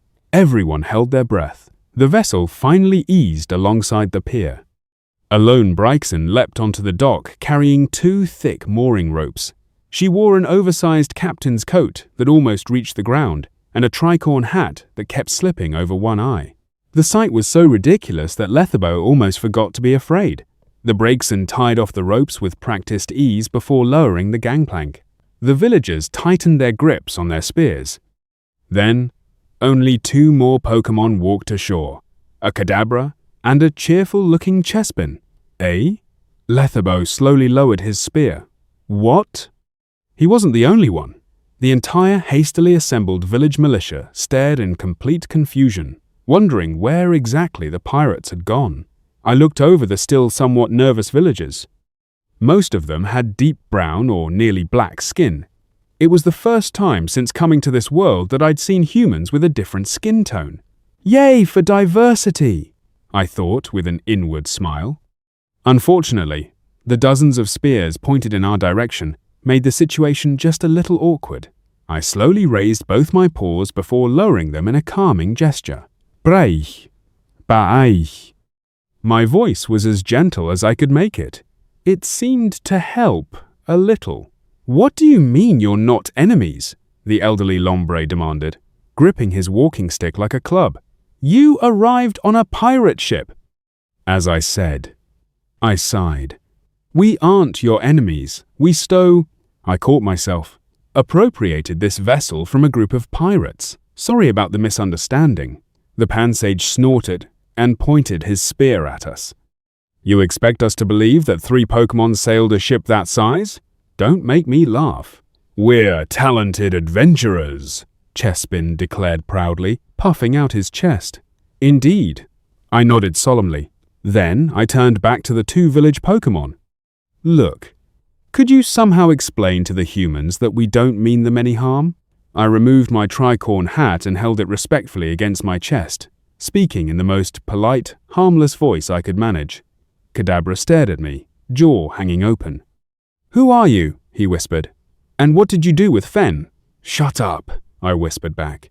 I'd rather not fight innocent people. Fair. After several long, tense moments, Lombre finally began speaking with the villagers. The atmosphere gradually relaxed. Spears lowered one by one. One young man, however, seemed less afraid than fascinated. You might wonder why I didn't simply pull out my slate and write everything down. Simple. I'd used up every piece of chalk I had, and my spare supply was still back at the military barracks we'd been stationed at before the war broke out. So, the young man asked cautiously as he stepped a little closer. You 3 really defeated the pirates? I proudly spun in my oversized captain's coat before tipping my tricorn hat. Breaks. That's so cool, he exclaimed, his eyes practically sparkling. I wish I could sail on a ship like that someday. Before he could say anything else, an older man with similar features grabbed him by the shoulder and gently pulled him back. Don't talk to strange Pokémon, he warned. They could be dangerous. I blinked, then I burst into laughter. It was exaggerated enough that even the humans could tell I wasn't mocking them. Stepping forward, I threw one arm around Kadabra's shoulders and the other around Chespin's. Brace. Bra. Meaning, do we really look that dangerous? Chespin beamed as if he'd just been promoted again. Kadabra, meanwhile, forced the most awkward smile I'd ever seen. It wasn't convincing in the slightest. With the ice finally broken, Kadabra and I carried an entire barrel of confiscated weapons off the ship and rolled it over to the village elder. I then turned to Lombre, who had proven surprisingly good at charades and communicating with the humans, since none of them could understand Pokémon speech. Tell them these belonged to the pirates and that they should use them instead of stone-tipped spears from now on. Lombre carefully explained where the weapons had come from and that we were giving them away without asking for anything in return. That shattered the last traces of suspicion. By evening, the entire village had organized a celebration in our honor. Apparently, those pirates had been terrorizing the settlements throughout the archipelago for years. So, this is an island too? I asked, between bites. Pansage simply nodded, far too busy stuffing his face to answer. Great, I snorted before biting into a roasted nanab berry. It tasted far better cooked than raw. The following day, the three of us spent our time gathering supplies for the journey ahead. The island was large enough that collecting food was easy, and we made sure to leave plenty behind for the villagers. We only took what we actually needed. The next morning, just before our departure, the villagers presented each of us with a shell necklace. Chespin nearly fainted from excitement. They also gifted us a small sack filled with rare citrus berries. We thanked them as best we could, and not long after breakfast, we were sailing once more. Boss, Kadabra said. That's Captain while we're on the ship, I corrected with a smirk. He sighed. Captain, we have a problem. What kind of problem? I asked, glancing around the deck. We have a stowaway. He reached into the cargo hold and pulled out the very same young man we'd met 2 days earlier. Letherbo was carrying a small backpack along with a neatly packed set of traveling gear. He smiled sheepishly and gave me a nervous wave. Neat, I grinned. Now we have an extra pair of hands. You're not mad? Kadabra asked in disbelief. Why would I be? I secured the wheel, jumped down from the quarterdeck, and walked over to him. Holding out a paw, I smiled. Bregson, meaning, welcome aboard. Letherbo hesitated for a moment before smiling and accepting my paw. My name is Letherbo Zelkert. I've always dreamed of seeing the world. I hope it's all right if I come with you. I can work, I promise. He spoke so quickly I could barely keep up. I simply nodded and pointed toward the rigging. It turned out he was a natural with sails. That wasn't surprising considering he'd grown up beside the ocean, and from the way he handled the ropes, he'd clearly spent time on fishing boats before. I never asked why he'd snuck aboard my ship. Honestly, that wasn't my problem. The call of adventure was a universal thing. And just like that, the Foxtail Pirates had gained a new crewmate. Was I anxious about how Ventis was doing? Sure, but seeing that the connection was still too weak to sense anything, I just decided to trust her. She was a grown and talented mage. Also, I was sure she was looking for me, or at the very least, she was safe. Ventis was limited in where she could go, not physically, but by the king's orders. Calith had made it clear that she was only permitted to remain within the southern wing of the castle. Every time she stepped toward a forbidden hallway or reached for a door leading elsewhere, a faint pain shot through her body. It was little more than an annoying sting, nowhere near enough to stop her if she truly wished to leave. For now, however, she had to play the role of a caged bird. Fenn was still far away, and although she could sense subtle changes in their bond, it hadn't yet grown strong enough for them to exchange thoughts, hear one another, feel sensations, or transfer power. Her unique explosive mana depended on Fenn's Pokémon energy. Although both were commonly referred to as mana, they were fundamentally different. Fenn's energy acted almost like a catalyst, allowing her own mana to unleash its devastating potential. The same was true in reverse. A small amount of her mana could empower Fenn's Pokémon techniques as well. A week came and went. Calith still hadn't returned from the front. Deep down, Ventis hoped the Ekans of a man had finally bitten the dust.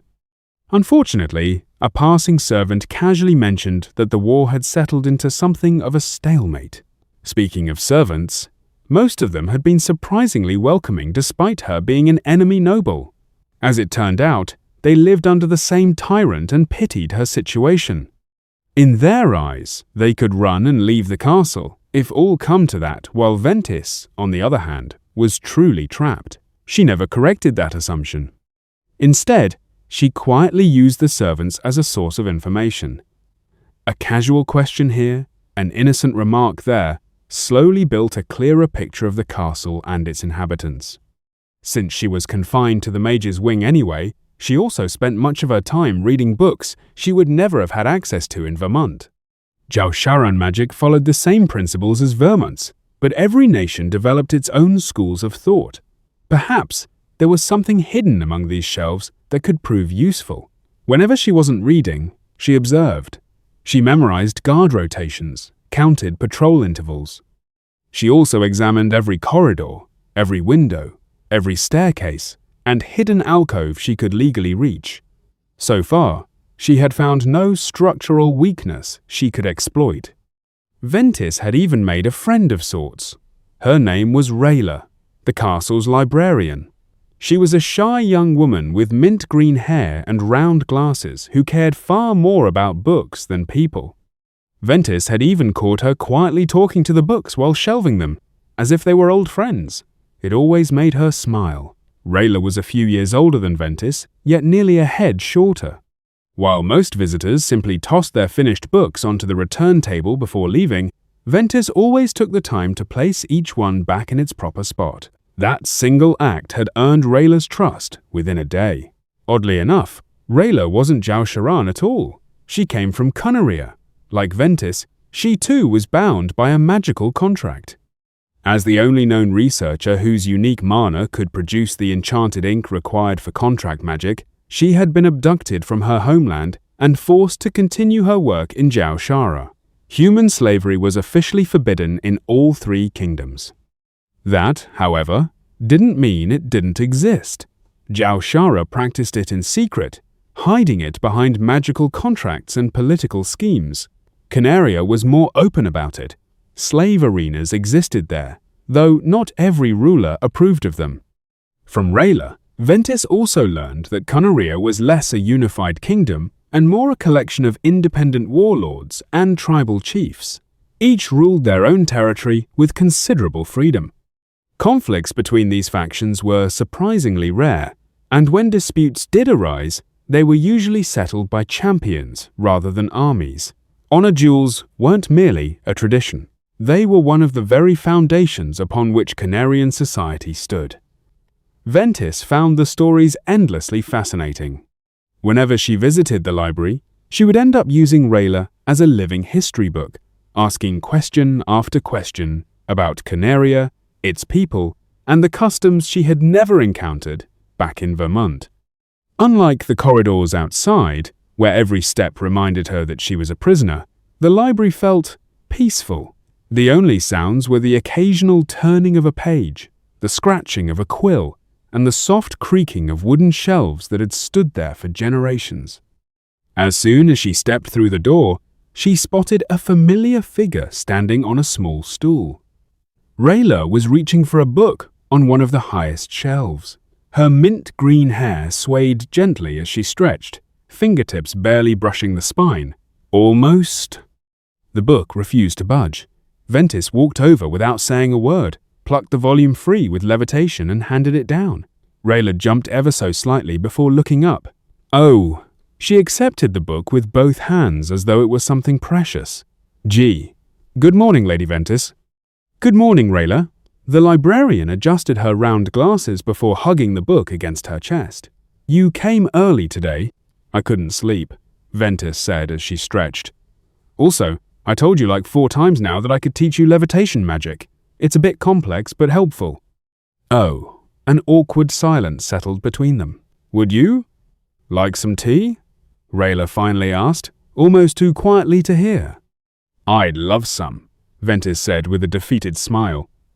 Rayla always used something to divert the conversation when it came to magic. It was like the young woman was afraid of it, even though she had plenty of magical talent. The corners of Rayla's lips lifted into a small smile. before she hurried off toward a little table tucked into the corner of the library.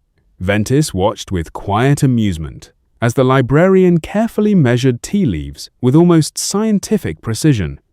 "You know," Ventis said as she wandered over to a nearby bookshelf, "I finished the book you recommended." Rayla's hands stopped. "You did?" Ventis pulled out a chair and sat beside the window while Rayla poured steaming water into 2 cups. "I enjoyed it." Rayla carried the tray over with slow, careful steps, placing 1 cup before Ventis before sitting opposite her, a shy smile on her face. "It was fascinating." Ventis wrapped her hands around the warm cup. Rayla bloomed as she went into a long and quite detailed rant about the mage and the whole idea behind his studies written in said book. It was remarkable how much she changed whenever books became the subject. The timid young woman who struggled to hold a conversation transformed into someone quite passionate, her words flowing almost effortlessly. Then, as if suddenly remembering she was speaking to another person instead of a bookshelf, she shrank back into herself. "I'm talking too much again." "Not at all." Ventis smiled warmly. "You're much more interesting than half the professors back home." Rayla stared at her for a long moment. Then, to Ventis's surprise, she let out the softest little laugh. Robert and his team trudged through the snow, stopping every now and then whenever they found a sheltered alcove or a cave that could shield them from the relentless wind. They no longer had to worry about walking along the narrow edges of mountain cliffs, but the constant cold and the sheer distance ahead remained their greatest enemies. The valley seemed endless. The mountain pass they were aiming for was already visible in the distance, yet it never appeared any closer. Traveling on foot made every league feel twice as long compared to riding in the comfort of a carriage. "Let's camp here," Pelliene said, pointing toward a rocky overhang that offered decent protection from the biting wind. No one argued. 10 minutes later, the small camp had been set up, and everyone sat around a modest fire, chewing through the same travel rations they had been eating for the past week. The food hadn't spoiled. If anything, it was still remarkably well preserved. It simply tasted worse every day because they had eaten it so often. "How far have we come?" Pelliene asked as she distributed Pokémon food among their companions. Robert unfolded the map resting on his knee before comparing it with the surrounding landmarks. "About halfway." He smiled tiredly. "I'm glad I packed extra supplies back home. Normally our scouts make this journey in less than 3 weeks. Considering our larger group and the weather, I'd say we're making good progress." He glanced toward Bishop. The steel type sat silently beside the fire, looking like a bored knight. Noticing Robert's gaze, Bishop simply gave a single nod. Robert returned it with a grateful smile. Yesterday, the team had stumbled into a group of territorial graveler. Bishop had handled the encounter like an absolute champion, intercepting every rock throw before Primarina's ranged attacks forced the wild Pokémon to retreat. Looking around the camp, Robert couldn't help feeling relieved by the team's composition. Their Pokémon covered one another's weaknesses remarkably well, ensuring that nearly every unexpected encounter could be answered by someone suited to the task. The only ones struggling were the 2 flying types. They had spent every day scouting ahead, searching for the safest routes through the mountains before circling back to guide the group onward. Even now, both looked utterly exhausted as they rested with their feathers fluffed against the cold, as the enchanted scarf on them was only helping and not stopping the frigid weather. Robert traced a finger along the map. "Tomorrow we should reach the frozen lake." His finger slid farther north. "If everything goes well, we'll be on the other side by the following day." He folded the map, tucked it back into his pack, and bit into another piece of hard, dense bread. As they reached the shore of the frozen lake, the group came to an abrupt halt. What they had assumed was a large snowdrift suddenly stood up. The mountain of white snow shook itself, sending powder flying in every direction before letting out a thunderous roar. An abomasnow, as if responding to its call, dozens upon dozens of Snova burst from the deep snow surrounding the party. One after another, they emerged from their hiding places, glaring angrily at the intruders. Within moments, Robert's team found themselves almost completely surrounded. Ninetails. What's going on? Pelien asked, never taking her eyes off the towering grass type. Ninetails' ears twitched as she listened. The big one says to stop. This is his territory. Could you ask if he'll let us pass? Ninetails nodded and carefully stepped forward, making sure not to appear threatening. Excuse me, she called politely. Would it be all right if we crossed your territory? We don't mean any trouble. Abomasnow let out a deep, rumbling laugh. Ha! No! He took a heavy step forward, the frozen lake trembling beneath his weight. Turn around, human bootlicker. Find another valley. He slammed one massive foot into the snow. Or, we'll make you eat it. Several Snover bared their teeth, eager to follow their leader's command.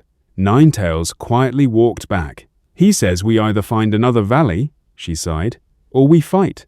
Robert looked toward Pelien. The big one refuses to let us pass, she noted to the young noble.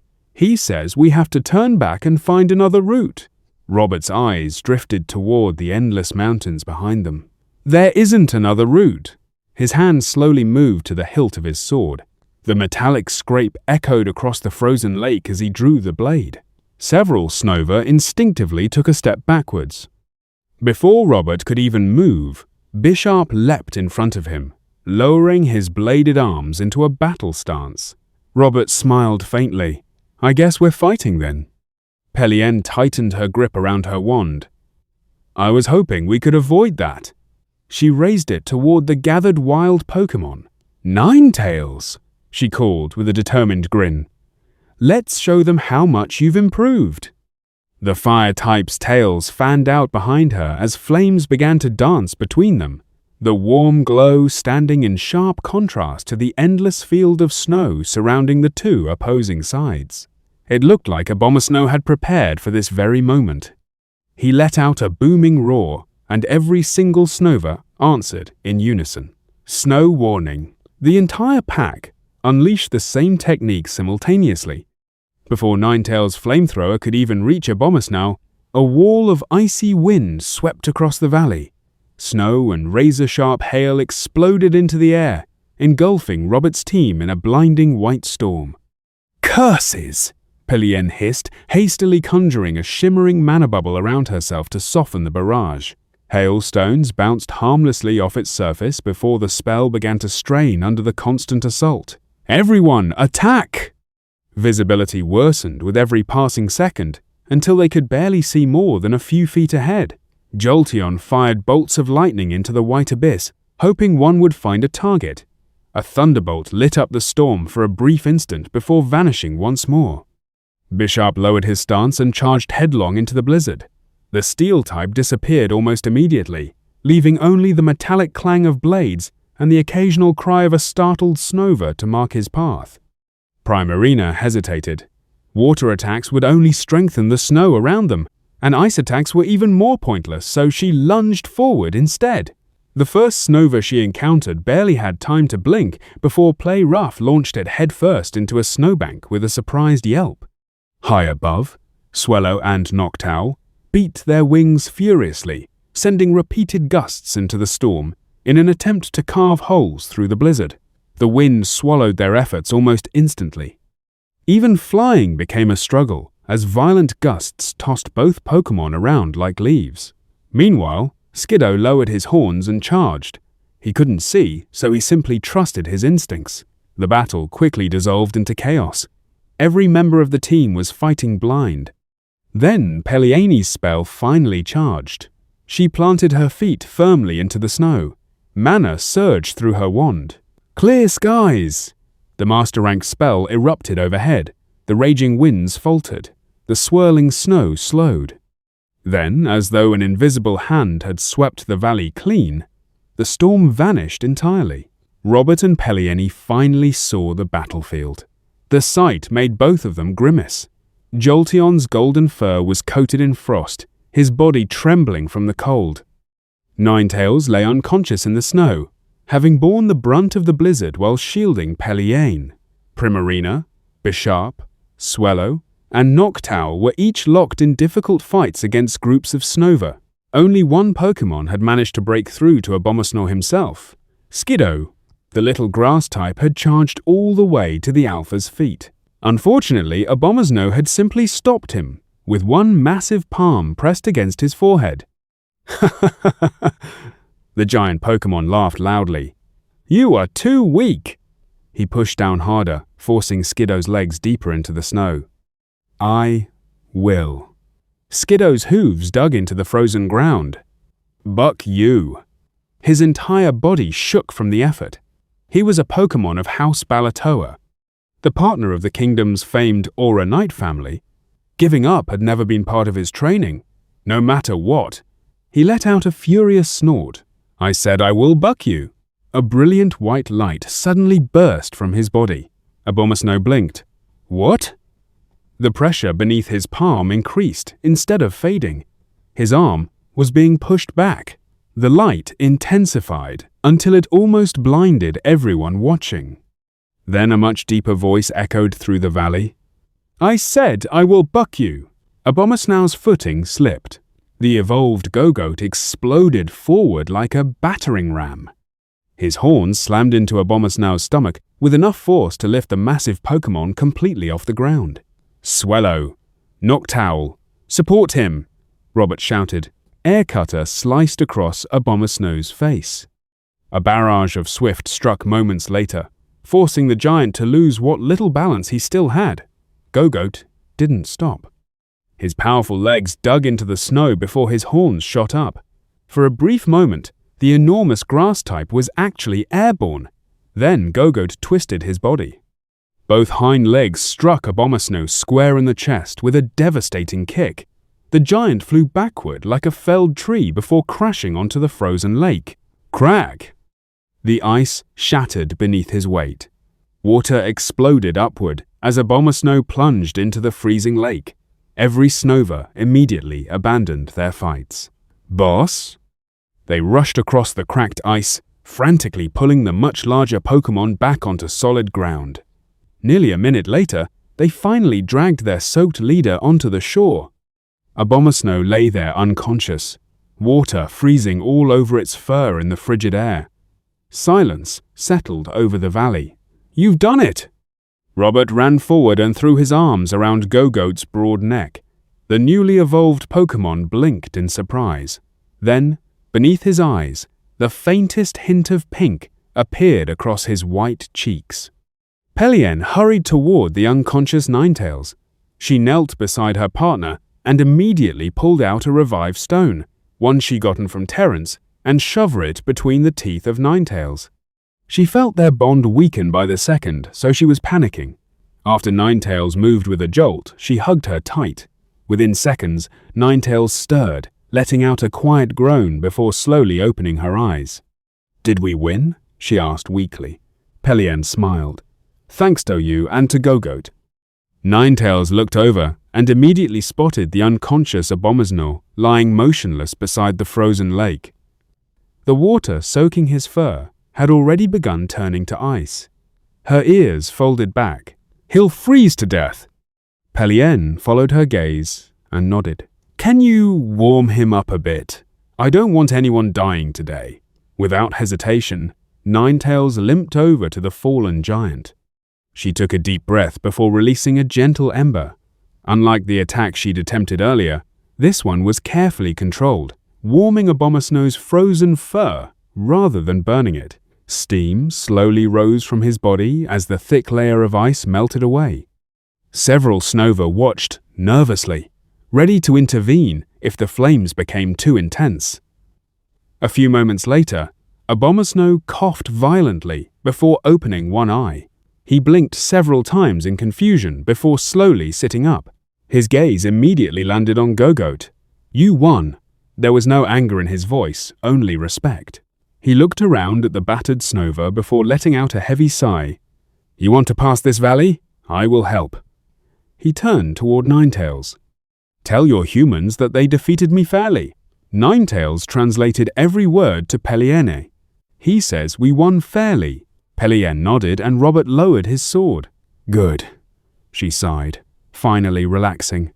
Abomasno says he'll personally guide us across the frozen lake and through the safest paths of the valley.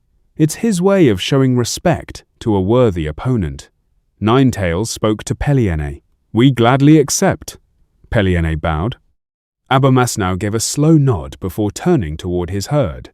So, we are clear? Robert asked, and as the others nodded, he let out a long breath and put away his sword.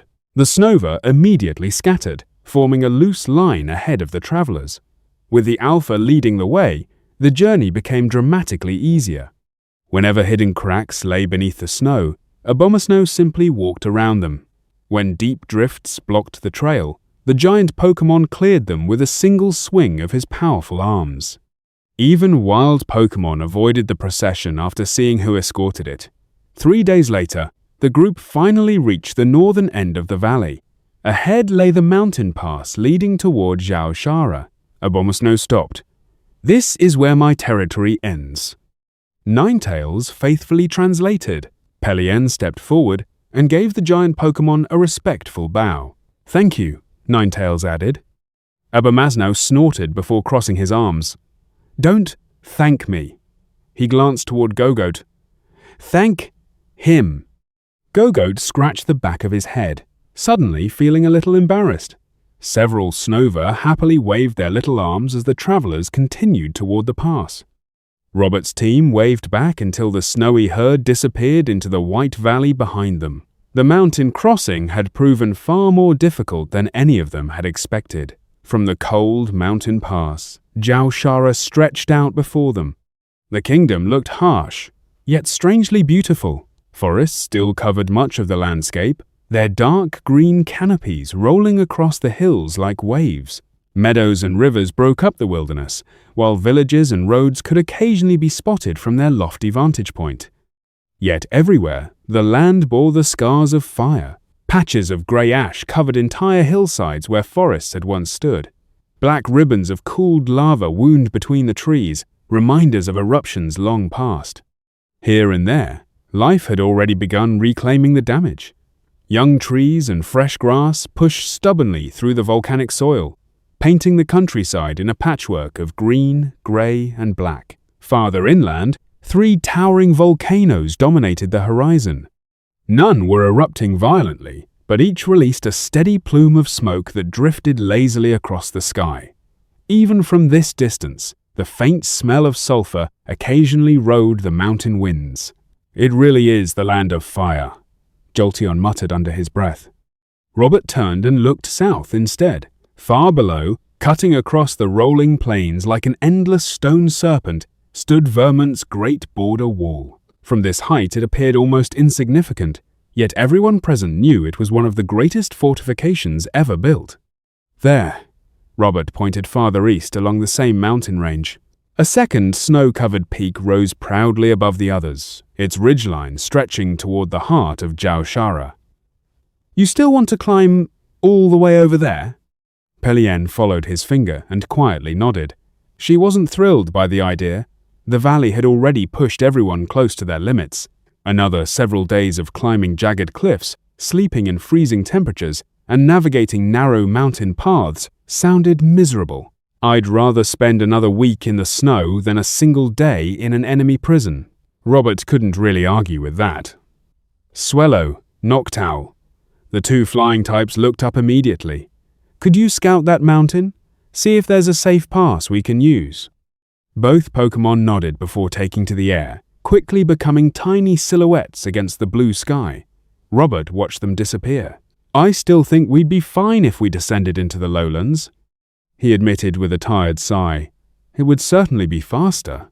He glanced at Peliene before giving a faint smile. But I will trust your instincts. Peliene smiled back. I appreciate that. For several minutes, no one spoke. The wind whistled through the rocks as the group stood nearly a mile above the world, gazing into the vast kingdom that lay ahead. Somewhere beyond the smoking volcanoes, Ventis was waiting. Robert rested a hand on the pommel of his sword. Just hold on a little longer. We're coming.